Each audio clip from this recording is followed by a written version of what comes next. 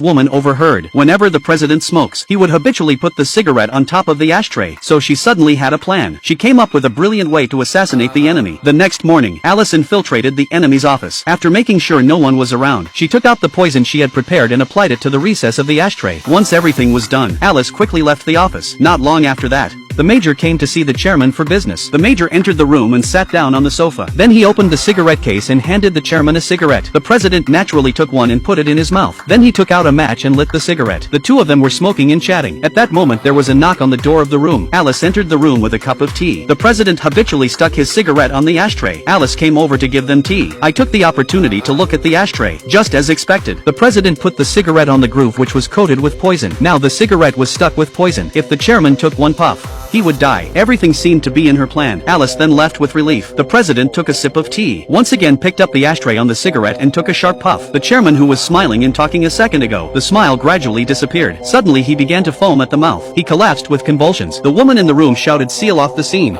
No one was allowed to come in. Something happened to the president in his office. Alice and the others became the prime suspects. They are being held in the Chamber of Commerce. The first sergeant ordered that from now on no one in this room would be allowed to leave. As the people were wondering, the Japanese woman who was in the room just now came over. They asked her what was going on. She looked at everyone suspiciously and said that the chairman had been poisoned in the Chamber of Commerce. I suspect that someone in the Chamber of Commerce did it. Until the matter is clearly investigated, no one is allowed to leave here. Then the forensic scientist came to the office to collect evidence from the Japanese woman's mouth. The chairman had drunk tea and smoked before he was poisoned. The forensic scientist took the cup of tea the chairman drank and the cigarette but on the floor back for testing.